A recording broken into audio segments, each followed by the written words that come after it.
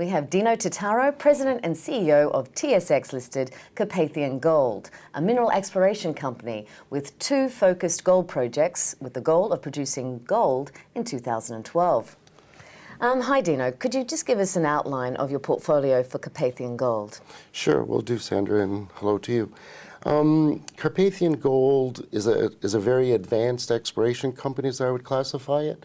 Our business model is not to have one asset in one jurisdiction, and as you had indicated, we have 2 very advanced projects, one in Brazil, one in Romania, with the goal of our Brazilian assets to become a producer in the 100,000 ounce range per annum starting in probably mid-2012.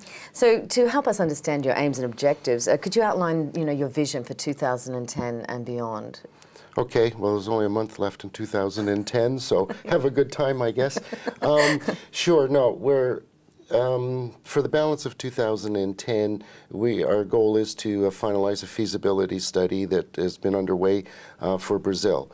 Beyond is a construction decision in Brazil, starting to do all the development work for that project, again with the goal of getting that up and running in production, commercial production by mid-2012. In addition to that, our big project in Romania, which is a copper and gold project, but dominantly gold, we will continue to advance that because that really is the huge, what I would call home run asset in Carpathian, but that will still take about another 3 years to develop and get permitted, at least 3 to 4 years and into production. So we'll be simultaneously working, building a mine, producing and advancing our next project so that the objective of Carpathian in the long term between those 2 assets is to probably be about a 400,000 to 500,000 ounce per annum gold producer, of which we own both assets 100%. So we're very lucky in that regard. Yeah, very well positioned. Yes. Now, if we have a look at your RDM project and operations in Brazil, could you give us some idea of the significance of that area? It's Brazil is a jurisdiction that everybody's very comfortable in from a mining point of view. It's a very bureaucratic jurisdiction, but everything gets done. Where we're particularly located, we'll be the only operating mine in that region. Since we've been there, though, we've had a number of our peer groups come along and acquire more ground around us. It's always a good sign. Which is a very good sign. I classify the Brazil project as what I say that sweet spot. That sweet spot of when you're a junior and you leapfrog to that mid-tier level, getting into that 100,000 ounce range. So plus or minus, we should be 100,000 ounces. Probably we'll start off for about 8 years of mine life production, but I do see in our gun sites that we could probably double up on that. So that will be something that we'll move forward on. Now, could you summarize the key features of the RDM project, which we understand has a combined global resource in excess of 1.5 million ounces? Sure. Our goal of that global resource of 1.5 million ounces, about 1 million ounces of that is confined with an open pit. Our goal is to get that open pit up and running first. It's easier, it's more cost effective, it's timely effective.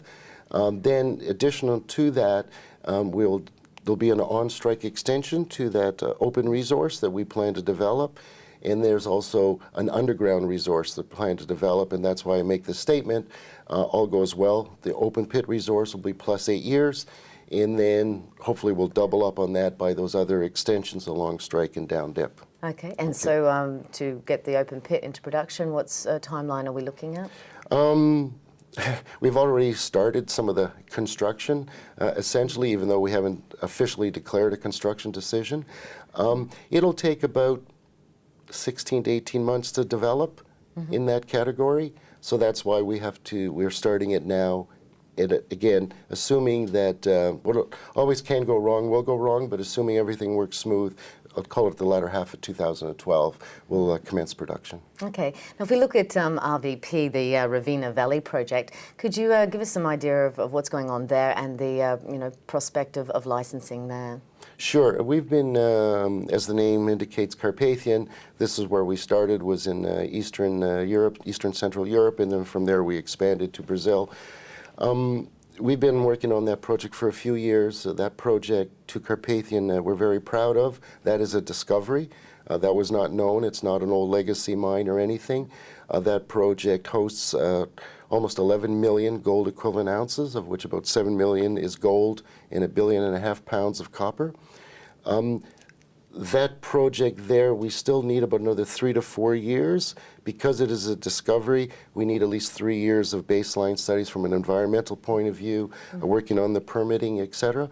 So we will we'll probably get very aggressive on that project in 2011 and beyond.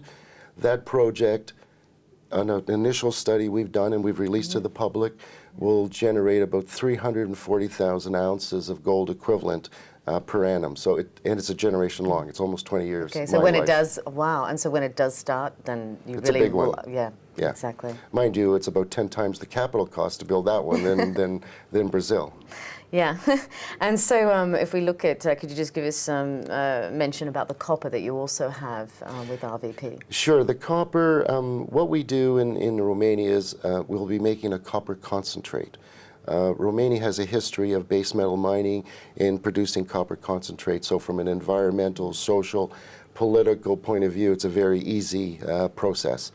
The gold will report to the copper concentrate, and then we sell the concentrate, or we ship the concentrate to a smelter, and that's where we recover and get paid for the gold. So unlike Brazil, where we'll make the nice yellow bar, we won't be doing that in Romania. We'll be making a concentrate and shipping that off. And then we get the credit for the copper and the gold. And so it's worth, you've got 1.45 billion ounces of copper. Pounds of copper, yeah. About 1.5 billion pounds of copper. In the copper, thank God we have copper. I love the commodity price in copper. I'm a bit of a gold bug, but having copper is really great. That'll help offset the cost of production, okay? Okay, what are the financial resources that your company have? You've talked about, for RVP, the huge amount of money you need for this, and we look at your other projects. What are your financial sort of plans? Sure. We have a very healthy treasury with cash and available cash. We have over $70 million in our treasury. We also have a bank mandated who is currently doing their due diligence for the Brazilian project for close to up to another $100 million. We hope to get that finalized with the bank in early part here of 2011. Between those two, that's more than sufficient for us to build the project in Brazil. So it's kind of a unique situation that we haven't put out the feasibility study to the public yet, but for all intents and purposes, we're fully funded to build Brazil. We do have money also to carry on that organic exploration growth, both in Brazil and in Romania. I might add, Romania, while it's 4 or 5 years away, could be well over $1 billion to build. It's a big project. It's big leagues. Have you got other people looking at possible joint ventures or partnerships? There clearly is an interest, and that clearly is an option, because as a junior, you'll be asked how you're going to finance $1 billion. The cash flow from Brazil at $1,000 or $1,200 or $1,300 gold is very, very significant. If I can manage that cash flow appropriately, that represents all the cash I need to do what I would call my equity portion to build Romania, and the balance coming from the banks. So if we do this properly, we can joint venture it, we can bring in a partner, we can forward sell our copper and keep our gold, or the cash resources that we get from Brazil will allow us to go ahead and build Romania ourselves. So the future dilution, there'll always be a bit more dilution to shareholders, and we're very conscious of that and try to minimize it, but it would be probably very, very minimal from here on forward. And what sort of news can investors expect in the next 6 months from Carpathian? Sure. Several events. One, we'll announce the results of the feasibility for Brazil. We are drilling in Brazil in terms of exploration potential, so we know what our future growth is. That'll come about. And announcing our bank financing closing. In Romania, we are currently drilling there.